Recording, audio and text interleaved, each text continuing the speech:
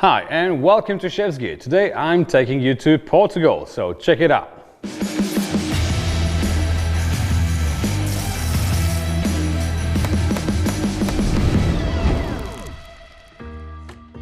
Portugal is really famous for its Porto wine. Porto wine is a kind of fortified wine, quite strong and sweetish and fruity in flavor.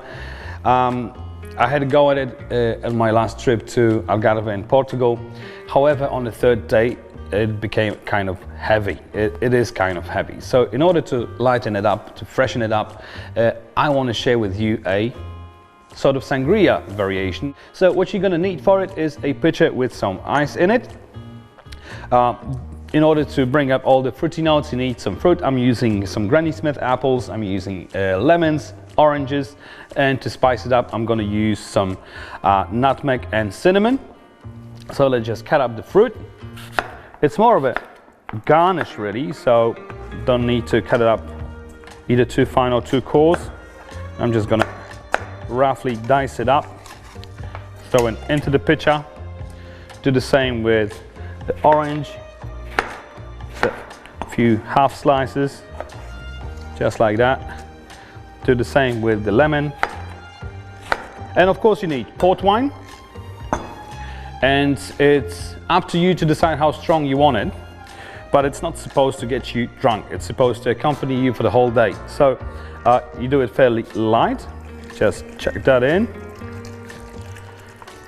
Maybe 1/3 of the pitcher. That's absolutely fine. Top it up with some orange juice and some lemonade, just to get the fizz in. Throw in the cinnamon, get the nutmeg in, so a pinch is enough, and now just stir it up in order to combine all the ingredients. So let me pour myself a drink first.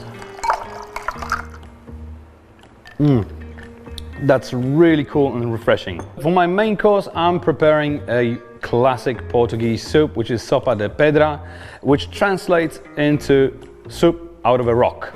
And it goes with its own legend. So the legend says there used to be a monk sitting by the side of the road boiling rocks in a pot, and people who were passing him by felt really sorry for him, so everybody chucked in something into that pot, and it turned out to be a really hearty soup, which the monk later on shared in the village.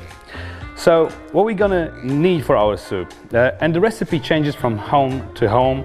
Everybody has his own version of it. So you're gonna need some celery stalk, kidney beans, some chorizo, ham, some pork loin, chickpeas, garlic of course, diced onion, crushed tomatoes, some chili sauce, and of course rocks, just to make it historically accurate. Let's start.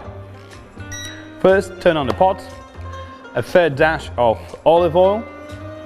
When the pot gets hot enough, you can chuck in all the meats, and it's basically you just adding all the ingredients. I guess my pot is getting hot enough. Okay, I think that's fine. So I'm using pork loin, ham, get all that stuff in, chorizo, and onions. And at this point, I'm just going to give it a stir.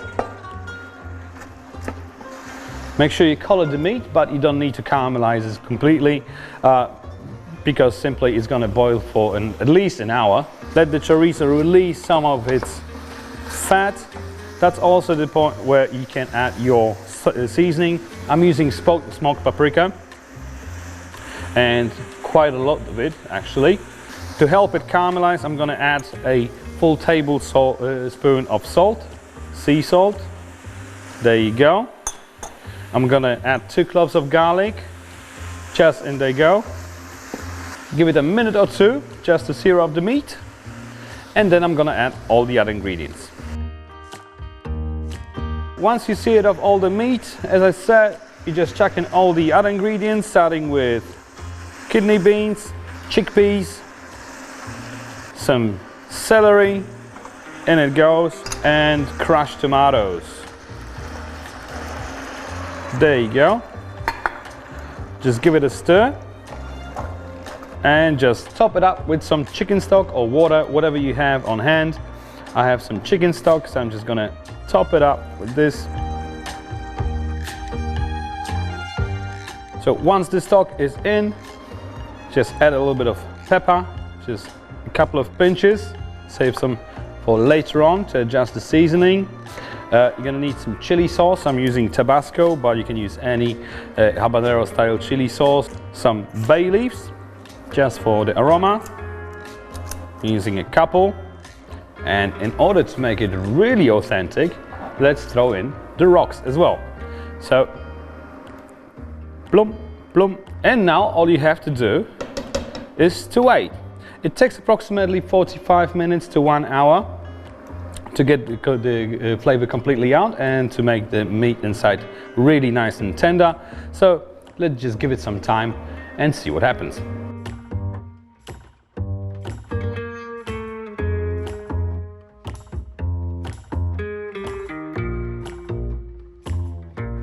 Okay, it's been 45 minutes now. I already checked the meat. The meat is nice and tender and it's falling apart. Adjusted the seasoning. The soup is fragrant, it's spicy, it's hot. So let's plate it up. All right, you need a bowl or a plate, deep plate. And now what I've seen Portuguese do, they use some stale bread and they just rip it apart and drop it on the bottom of the plate. This actually gives a tiny bit of extra texture. There you go. And you want to pick up as many ingredients as you can. It is a really hearty soup, perfect for Portuguese winters, but it's served pretty much all year through. There you go. Garnish with parsley, and that's pretty much it. If you like the recipe, hit the like button. Let me know in the comments section what other recipes I can try out for you. If you want to be up to date with all our latest productions, just hit the subscribe button. I thank you guys very much for watching and I see you next time.